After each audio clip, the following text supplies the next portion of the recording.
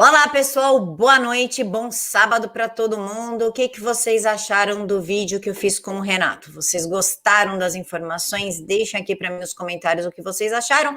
E sábado também é dia da gente saber o que está acontecendo nos Estados Unidos, os babados da Casa Branca, e ninguém melhor que Cissa Bailey para contar isso para gente. Cissa, obrigada por aceitar falar com a gente. Obrigada a você. E não tem como não gostar das lives com o Renato e com você, porque você é sensacional, a melhor entrevistadora do mundo. Ah, obrigada. Cissa, então a gente já começa. O que está acontecendo nos Estados Unidos? Kamala Harris, porque eu achei aqui uma matéria interessante da fronteira de vocês, que parece que tem crianças que estão passando frio, estão com piolho e sujeira em campos de detenção de imigrantes aí. E cadê a dona Kamala, que não está resolvendo isso? Já são 20 mil crianças. A Cavalinha está em Washington, tranquila, na casa dela, feliz da vida, porque a vista de a casa do vice-presidente fica onde tem o observatório. Então a vista para as estrelas é maravilhosa. Então ela fica olhando para cima para não olhar para baixo, para não olhar para a miséria humana e ver o que está acontecendo com essas crianças. Porque quem começou a colocar essas crianças em jaulas foi Obama. As pessoas põem a culpa no Trump, mas não foi o Trump, quem começou foi o Obama, o Trump até liberou. Aí o que o tio Bidê fez? E falou, não vamos colocar mais em jaulas, vamos fazer o seguinte, vamos colocar uns containers, porque container no Texas, no Arizona, ali na fronteira, que é bem fresquinho, né? Fica aquele calor desgraçado, porque é tudo de metal, então você entra no container, fica tipo uns 150 graus, uma temperatura agradável. Então, eles estão colocando todo mundo lá e realmente as crianças chegam. Primeiro, o pior, os pais alugam essas crianças para coiotes, porque se você entrar aqui nos Estados Unidos com criança, a chance de você ser liberado é muito maior. Aí essas crianças são alugadas. Muitas delas, quando chegam aqui, que são apreendidas, não têm o laço familiar com a pessoa que trouxe eles aqui. Mas Titio Bidê e Cavala falaram: não tem problema, a gente sai liberando para quem quiser, para quem entrar, e tá tudo bem. Então agora eles não estão mais fazendo teste de DNA e estão liberando as crianças para quem quer que seja. Ou seja, o tráfico humano está se beneficiando e muito disso. Porque, para quem não sabe, mais de 100 mil crianças desaparecem por ano nos Estados Unidos. O número é muito maior que esse, mas eu estou sendo boazinha aqui porque eu estou sem a estatística correta. Mas é muito mais de 100 mil. Então, essas crianças que estão entrando acabam sendo vítimas disso. Mas durante esse tempo transitório, enquanto eles estão fazendo, tirando as digitais dos maiores de idade que chegam com ela e tudo, elas estão sofrendo isso tudo, porque elas estão realmente sem alimentação correta, estão num lugar que é super quente, estão com piolho, estão com esse bichinho que anda por aí, quando não estão com resfriadas, estão doentes. Tem muitas que já chegam aqui malnutridas, então quando chegam malnutridas já estão muito fracas, tem que colocar no soro. Então é uma situação muito complicada para eles. Mas Cavala acha que está tudo bem, porque ela foi na parte limpinha lá do Texas e falou: não estamos tendo problema nenhum aqui, não há uma crise, apesar de quando ela foi para Guatemala, ela falou: não venham, não está legal, fiquem por aí, não vamos invadir os Estados Unidos. Mas nunca entrou tanta gente. E outra, o que essas crianças passam na mãos dos coiotes antes de chegarem à fronteira é uma coisa absurda, porque elas têm que atravessar deserto e elas têm que passar pelo rio, porque ali tem um Rio Grande, que é onde eles têm que atravessar, e não é uma travessia fácil, mas eles trazem todo mundo. E se você acha que eles vão trazer essas crianças de graça? Óbvio que não. Então, normalmente, elas vêm carregando drogas. E o que elas têm que fazer para carregar drogas? Muitas vezes, ingerir ou colocar por outros orifícios. Então, é uma coisa que é extremamente cruel com essas crianças, mas tem pais e mães, principalmente, e tem até do Brasil, que falam: não, vamos fazer isso, eu tô passando por uma situação difícil, vou levar minha família para lá e tudo, sem ter noção de que quando eles chegam no México, que essas vão ser as exigências do coiote. Então, eu já trabalhei num abrigo aqui como voluntária, e as histórias que essas mulheres que passaram por essa situação contam são histórias bizarras, absurdas, que assim deixam qualquer pessoa sem dormir durante semanas, e foi o que aconteceu comigo, por isso que eu tive que parar de trabalhar nisso, porque eu não aguentava emocionalmente, mas cavala para ela, ó, tá tudo bem, não tô nem aí, eu estou ganhando meu dinheirinho, e fica por isso mesmo. É uma situação complicadíssima, Camila. É incômodo de ouvir, imagina de ver. Pois é. Dói de ouvir, imagina ver, né? Não, vamos mudar de assunto, né? Vamos para uma coisa mais Vamos. engraçada, porque essa foi pesada. Vamos falar do âncora da CNN que comparou os republicanos a porcos sujos. O que deu para ele? O que aconteceu?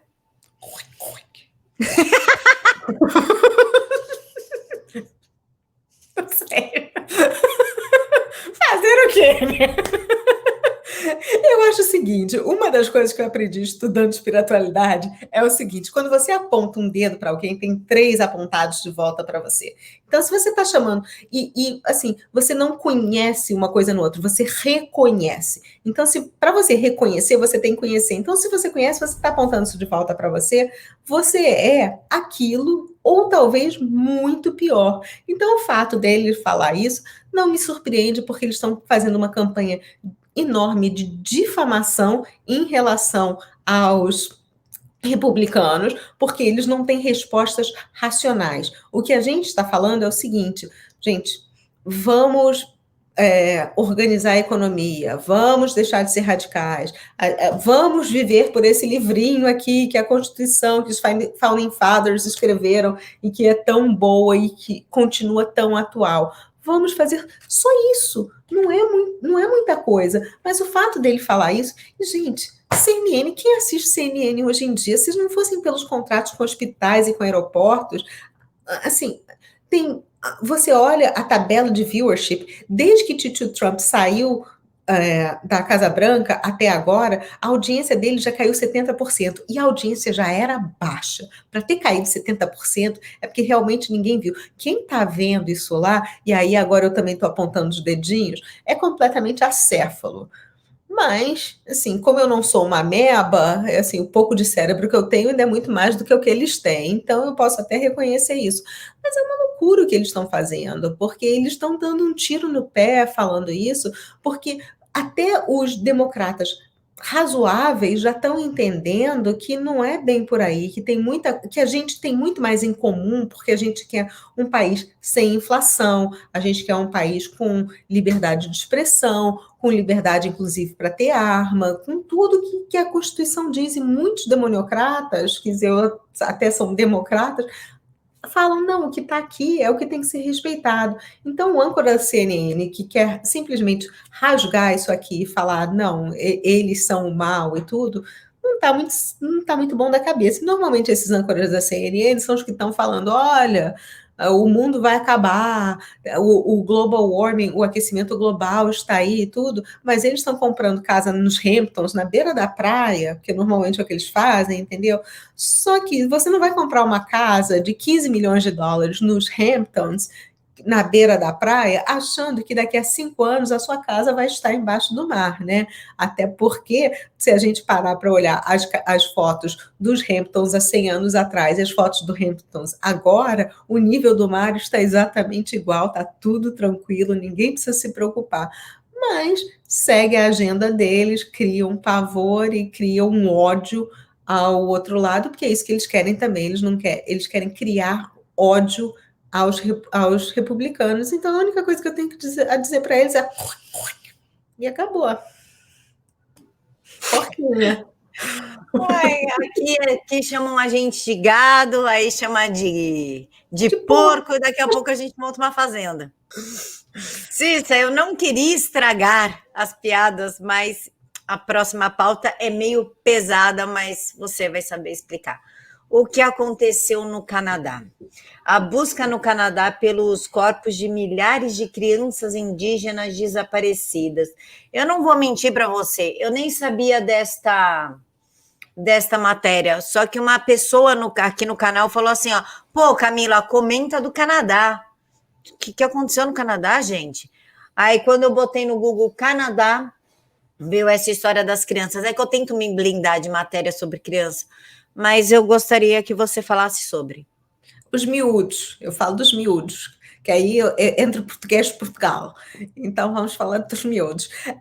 Pois é, esse negócio que acontece no Canadá é muito complicado. Há 2 anos eu tive no Canadá, porque minha astróloga maravilhosa, Marici Vogel, beijo, Marici, ela me mandou passar o aniversário lá, porque astrologicamente seria o melhor para mim. Aí eu peguei meu filho e falei, filho, vamos para Vancouver, porque é lá que mamãe precisa passar o ano novo. Cheguei lá, tinha uma guia, e essa guia me contou justamente de todo esse problema que eles tiveram, porque eles têm um parque maravilhoso lá, e era um parque que era indígena.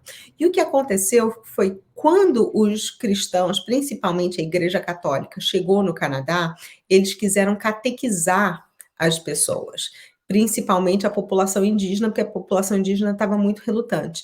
E aí eles criaram escolas onde eles mandavam essas crianças para serem catequizadas. Se elas não obedecessem, elas acabavam sendo assassinadas. Então, houve um massacre enorme de miúdos lá no Canadá, foi uma coisa horrível, todos eles indígenas, não eram as crianças inglesas, porque o Canadá continua sendo parte do Commonwealth inglês, é parte do Reino Unido. Eu acho que eu não sei se é Reino Unido direito, eu me enrolo um pouco com essas terminologias inglesas, mas eles fazem parte do Commonwealth britânico, que são parte do reino da rainha Elizabeth. E tem uma parte também que é francesa, a parte de Quebec e tudo.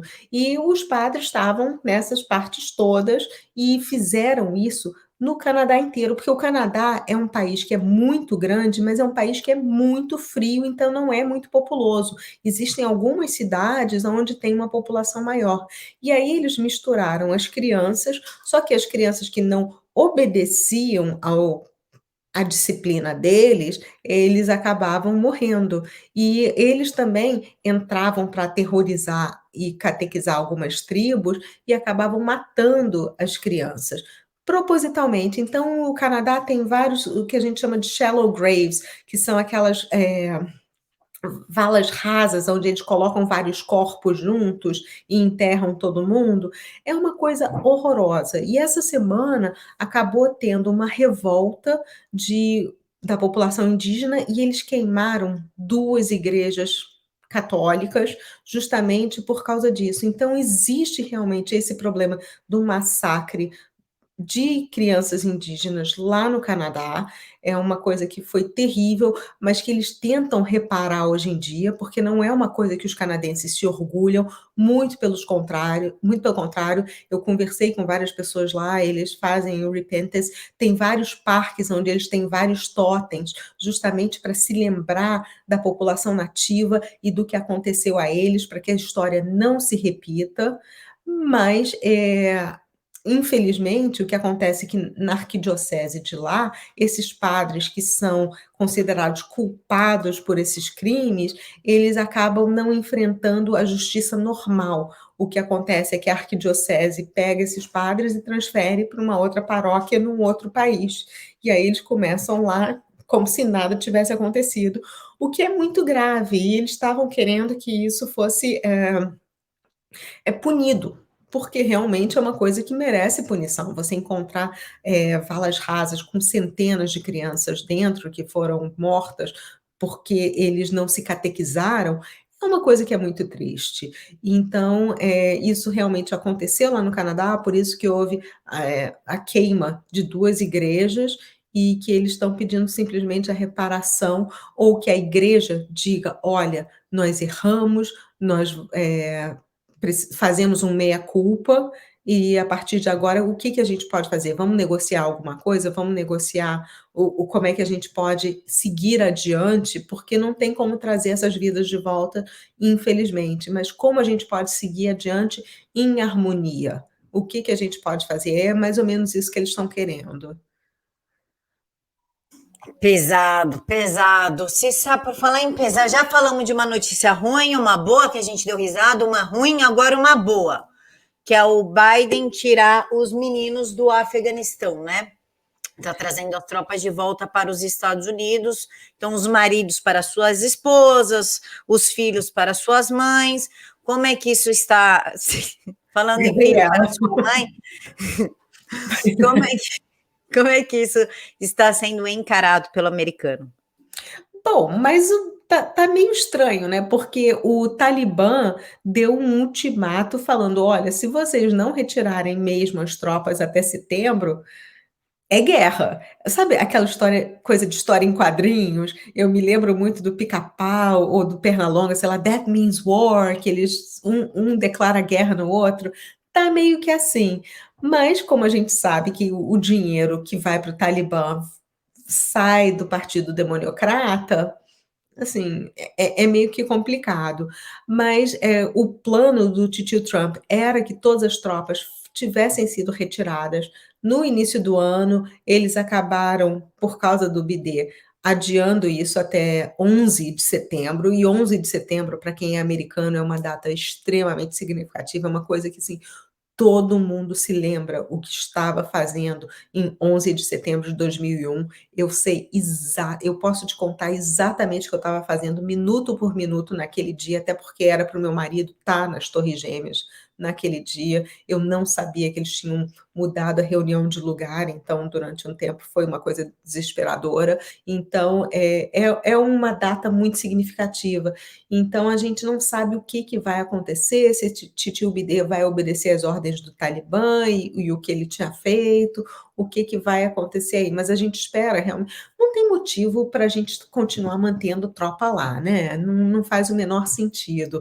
Temos acordos de paz em vários outros lugares, por que que a gente não pode criar um acordo de paz lá? Por que que a gente não pode ajudar o país? Porque nós pagamos uma fortuna para manter as tropas lá e também para desenvolver o país. Por que a gente não pode simplesmente ajudar a desenvolver o país? Porque é um país que precisa de ajuda, que foi atacado indevidamente, porque disseram que tinham armas de destruição em massa e não tinha. Foi um fal. O Bush quis criar essa guerra porque o papai tinha começado a guerra, não tinha ganhado. Ele falou: não, agora eu vou lá e vou ganhar, e não ganhou, mas ele criou eles criaram esse mecanismo todo. Então está na hora da gente falar: chega, porque o que tem de americanos que voltam para cá com problemas de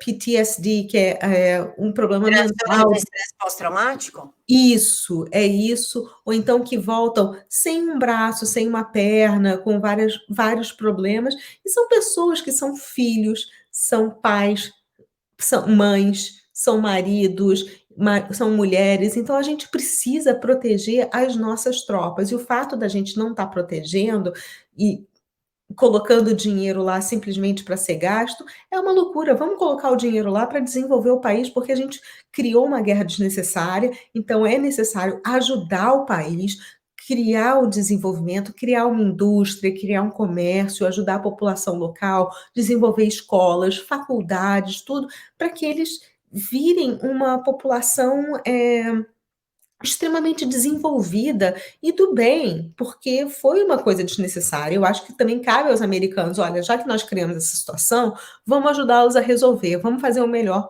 para isso, porque eles tinham um ditador que não era dos melhores, mas mesmo assim a gente também tem a nossa parcela de culpa, vamos lá e vamos resolver isso. Não é o que a gente vê dos democratas, eles não querem resolver essa situação nesse nível, mas o Talibã está forçando, então a gente precisa ver o que vai acontecer, mas eu torço, torço, torço para que eles tragam realmente as tropas de volta e para que eles criem um plano de ação para ajudar a população a voltar à vida normal e a não só normalizar, mas também exceder isso, fazer: "Olha, vamos ser o melhor que a gente pode ser", porque é o mínimo que eu acho que a gente pode fazer depois do que aconteceu. Se está falando em mínimo depois do que aconteceu, parece que tem um chinês aí nos Estados Unidos com a filha, arrependido, que saiu do Partido Comunista Chinês, que fugiu para os Estados Unidos, que está tentando igualar o jogo, digamos assim, e inclusive entregou até lista de político brasileiro que recebe dinheiro do Partido da China. Quem é esse cara? Por que o que está acontecendo? Por que ele não foi para o FBI, foi para NCIS, né? NSA, NSA. NSA, o que aconteceu? Só você para me fazer falar nisso, porque eu não falo nisso nem no meu canal. Tô aqui falando disso. Eu tenho fugido desse assunto feito o diabo da cruz. Mas por você, Camila, tudo. Vamos lá. É o Dong. E é até muito engraçado, porque assim, eu sou de uma geração que a gente assistiu um filme que era um Sixteen Candles, que era um filme com a Molly Ringwald, das 16 velas que ela fazia, do aniversário de 16 anos, e tinha um personagem que era Long Duck Dong. E agora estamos com o chinês, que é o Dong também. Mas o Long Duck Dong desse filme era engraçadíssimo, era uma figuraça. Esse Dong já é bem diferente, porque realmente ele veio com muitas informações. Agora, nós não sabemos. Gente, vamos combinar. Ele é um espião chinês, ele foi o chefe da inteligência, o subchefe da inteligência militar chinês. Ele trouxe realmente muita informação, muitos documentos, mas ele pode ser também um contra-espião, porque a China é conhecida por isso. Então a gente tem que tomar muito cuidado quando a gente fala dele e quando a gente aceita as informações que ele está trazendo como verdadeiras. E ele realmente trouxe a informação de políticos do mundo inteiro que estão comprados pela China. Não foi só o Brasil, não foi só os Estados Unidos, teve Canadá no meio, México, a União Europeia, porque a União Europeia realmente está no bolsinho deles, ONU, a WHO, que é a Organização Mundial de Saúde, está todo mundo no bolso deles e ele trouxe a lista completa. Então, eu, se fosse um político, nesse momento, estaria colocando as minhas fraldas e ficando feliz da vida dentro delas. Mas sem dinheiro, né? Porque essa altura do campeonato, se colocar dinheiro, perde o propósito de por que a fralda está lá. Mas, assim, foi uma situação bem complicada, porque ele realmente trouxe isso tudo, mas ainda estão investigando ele, investigando a veracidade das informações que ele trouxe. E o fato dele ter ido para o NSA ao invés da CIA foi extremamente importante, porque normalmente quando alguém pede asilo e sai de lá, eles vão para a mão da CIA, que são os clowns in America, os palhaços na América, feito a gente chama aqui, porque ninguém confia mais na CIA, e hoje em dia está tendo uma batalha enorme interna aqui nos Estados Unidos entre a CIA e o NSA, porque o NSA, eles têm mais informação da inteligência militar. Então, por conta disso, o fato dele ter ido para eles dá uma impressão de que realmente as informações que ele está trazendo são críveis, mas que estão sendo investigadas, porque a informação, a inteligência militar, depois que o tio Trump criou a Space Force, e ele até falou muito da Space Force durante o último pronunciamento dele, durante esse último comício, a Space Force tem como interceptar toda a informação digital do mundo inteiro, porque para quem não sabe, a internet é americana e tudo que passa na internet vem para o Pentágono. E quem tem gerência sobre isso é a NSA, não é a CIA. A CIA quer muito agora puxar o tapete da NSA para ter domínio sobre isso, e eles não têm. Então, o que está acontecendo com esse espião chinês é que, por enquanto, ainda está tudo sob investigação, ainda está tudo muito quieto, eles estão vazando muito pouca informação, estão protegendo a filha dele, que veio com ele, eu não sei se ele ainda tem família lá, e se tem, provavelmente, se tinha, provavelmente não tem mais, porque a gente sabe como é que os chineses são, né? Eu até achei legal que essa semana os chineses também cortaram um negócio de LBGT, então você que tem amigo comunista pode virar para o seu amigo comunista e falar: você é homofóbico, porque se você apoia o Partido Comunista Chinês, você é contra a agenda LGBT. Então, desculpa, chame seu amigo comunista de homofóbico, porque eles são. E isso tudo está acontecendo justamente nesse momento, mas muito pouca coisa está sendo vazada, pouca coisa está sendo distribuída, ele está sendo muito protegido, a informação dele está sendo muito bem protegida, inclusive dos demoniocratas. Então, a gente ainda precisa esperar um pouco para ver o quanto disso é verdadeiro, se ele é um espião, se ele é um contra-espião, o que está acontecendo. Eu ainda estou de olho, mas eu acho que coisa boa vai sair daí de uma maneira ou de outra. Então, a gente está prestes a descobrir qual que é a relação, por exemplo, do Hunter com a China, dos parlamentares brasileiros China, União Europeia, porque se for tudo comprovado, eles vão soltar, né? Mas do Hunter a gente já sabe, porque o fofo é tão imbecil que ele já tinha tudo lá no computador dele. E tio Trump, até no começo, também falou isso. Eu vi o conteúdo do laptop. E ele viu mesmo porque o Rudy Giuliani tinha cópia do hard drive do laptop dele. Então ele sabe o que estava lá. Isso não tem a menor dúvida. Mas o Hunter a gente já sabe que é um bocozão que estava com o bolso cheio de grana, mas os políticos brasileiros, se fosse eles, eu estaria desesperada. E os da União Europeia, alguns países africanos que também estão sendo comprados pela China, países asiáticos e outros da América Latina, né? Porque a gente sabe como é que está a situação em Cuba, Venezuela, Argentina. Então, eu estaria com as minhas barbinhas de molho. Como eu não sou corrupta, eu não tenho que me preocupar, eu estou assim, com a pele em dia.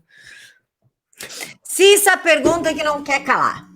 Se um senador americano, o senador federal, né, que aí vocês têm estadual e federal, né? É. Então, se um senador federal ofendesse as Forças Armadas Americanas, o que aconteceria? Primeira emenda, ele pode falar o que ele quiser, não tem problema, pode falar o que ele quiser, não é crime nenhum. Eu posso virar para o Clarence Thomas, que é o juiz da Suprema Corte, que eu mais amo no mundo, e falar: você é um bundão, e ele não vai poder fazer absolutamente nada. Lógico que ele não é um bundão, mas se eu falar para ele não vai poder fazer absolutamente nada, porque é minha opinião, e minha opinião está protegida pela Constituição americana. Eu posso virar para o senador do meu estado, e aliás, eu já falei isso várias vezes, porque ele é...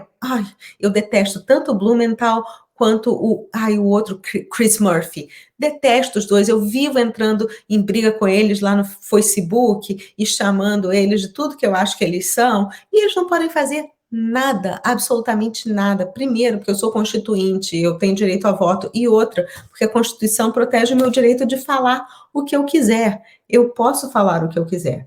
Então, não aconteceria nada disso. Explicar isso para um americano, aí já é outra história, porque eles falam: bem, peraí, o que está acontecendo? Como assim o senador prender? O senador não tem poder de fazer isso, precisa passar por todo um processo, não é uma coisa tão fácil. E prender porque ele deu uma opinião que não era a que eu queria, ele disse uma coisa que não era o que eu queria ouvir. Como assim, sabe? Nós temos a primeira emenda da Constituição que protege a liberdade de expressão, e é o que tinha que ser, principalmente porque existe também um princípio legal aqui de que você não pode produzir, aí no Brasil, que você não pode produzir provas contra si mesmo. Então, o que está acontecendo? Isso não faz o menor sentido.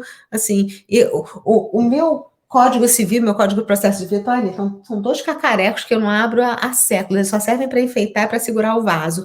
Mas, da época que eu estudei, gente, isso é um absurdo, isso não está previsto lá em lugar nenhum. Você pode ter direito à sua opinião, aí é um processo civil, né? Você pode processar outra pessoa, pedir uma indenização. Agora, você não pode simplesmente mandar prender uma pessoa por uma opinião. Isso não faz o menor sentido. Assim, tem coisas que estão acontecendo aí que, assim, eu fico horrorizada com deputado está sendo tratado com... Gente, eu fiquei horrorizada essa semana com isso, com o tratamento do Daniel, com o tratamento desse outro deputado, também, esse Daniel também, gente, é nome, né? E o pior é que meu filho é Dan, e assim, eu tô preocupada, não vou mandar meu filho mais pro Brasil, não, mas é complicado, porque assim, a gente não tem liberdade de falar o que a gente pensa, de ter uma opinião, ou de ter. A gente pode até estar errado, mas aí a gente vira e fala: olha só, eu posso contra-argumentar com você, eu posso mostrar através de fatos que você está errada e que eu estou certa. E isso é que é uma coisa saudável, isso que é uma coisa democrata. E não simplesmente mandar prender, porque mandar prender alguém que discorda de você é coisa que acontece em regimes ditatoriais, é coisa que acontece na Coreia do Norte. Se eu virar para o Kim Jong-un e falar, ô gordinho, não gostei do que você falou, ele vai me mandar prender. Por quê? Porque lá é uma ditadura. Se eu virar para o Maduro também e falar, ô boneca, vamos lá, ele também vai me mandar prender. Agora, é regime ditatorial. Quando a gente vive numa democracia, o que a gente faz? Olha, você disse que eu sou boneca? Prova. Aí tudo bem. Se você não conseguiu provar, me paga uma indenização e tá tudo bem. Mas não é crime. Você ter opinião não pode ser crime. Se estão criminalizando isso, tem alguma coisa de muito errado, rompeu-se a democracia, tem alguma coisa de muito errado e a gente precisa resolver isso de uma outra maneira. Se isso que podemos esperar para a semana que vem nos Estados Unidos. Espero que coisas boas para repetir aqui. Ai, não sei, Camila, porque olha, semana passada eu achei que não fosse ter nada, e essa semana o bicho pegou fogo, assim, eu tava com a gata doente, apagando incêndio da gata, mas assim, assim, eu tava me sentindo no circo, sabe aquela pessoa que joga as 3 bolinhas e que não pega, e eu sou meio atolada, tava com as bolinhas no ar, foi uma confusão desgraçada, porque eu achei que ia ser tranquilíssimo e não foi, aconteceu bastante coisa, mas eu espero que semana que vem finalmente acalme o negócio, porque, gente, a gente está no meio do verão, era para estar todo mundo indo para a praia, se divertindo, mas o que está acontecendo é que semana que vem nós devemos ter a aprovação da auditoria na Pensilvânia, o que é super importante, porque a gente está tendo auditoria já em Maricopa, o resultado dessa auditoria deve sair em agosto, fim de agosto, e como eu sempre falo, a fraude vicia tudo. Comprovada a fraude lá, vicia todos os outros atos. A Pensilvânia fazendo a auditoria, se Deus quiser, e vai ser uma auditoria forense também, não vai ser só uma auditoria de contar votos, provavelmente vai provar a mesma coisa e a fraude vicia tudo. Então, a gente tem que ver o que está acontecendo. Titio Trump continua toda fazendo vários comícios. Para quem nunca ouviu falar no Andrew Jackson, ele foi o 7º presidente dos Estados Unidos. Titio Trump está rezando pela cartilha do Andrew Jackson, porque ele está acordando a população e está trazendo a população para o lado dele. Muitos democratas que eram contra o Trump, agora estão vendo a zona que o país se transformou embaixo do titio Bidê e estão começando a mudar de lado, e o fato dele estar fazendo esses comícios está sendo extremamente relevante, está ajudando muita gente a acordar. Então, o tio Trump, semana que vem, deve fazer vários comícios, e vamos ver as gafes do Bidê, né? A inflação provavelmente vai continuar galopante, e vamos ver o que Bidê vai fazer, e se a Cavala não vai puxar o tapete debaixo dele, né? Mas eu espero que não seja uma semana tão emocionante, mas eu acho que aprovada a auditoria já vai ser emoção suficiente. Eu quero a auditoria e eu quero a delação do China. Vamos, China, abre a boca. Cissa. Eu quero ver o circo pegar fogo mesmo. Também. Eu quero pegar fogo o cabaré. E hoje eu acordei até pensando no cabaré, no musical. Tava o tempo inteiro cantando. Era o cabaré e a chorus line. Eu quero mais ver o mundo pegando fogo para cair a máscara desse povo logo. Vai todo mundo pro inferno, tudo se resolve. Cicinha, rede social. Pois é, eu faço live todo santo dia. Todo santo dia não, final de semana eu tiro folga, né? Mas é de segunda a sexta, ao meio-dia, em ponto, no canal Cissa Bailey. Eu também tô no Telegram, Cissa Bailey. ou é Cissa Bailey americano, um dos dois. Tô no Instagram também, Cissa Bailey, e Twitter.